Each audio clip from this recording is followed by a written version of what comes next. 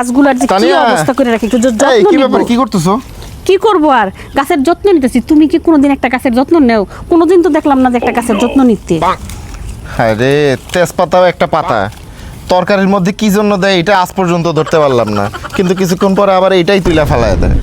আমার জীবনটা হয়েছে তেজপাতার মতো, কি যে করলাম জীবনে বুঝতেই পারি না। আচ্ছা এ তানিয়া, আমার তেজপাতা দিয়ে এক কাপ চা বানায় দিও তো, অনেকদিন রং চা খাই না।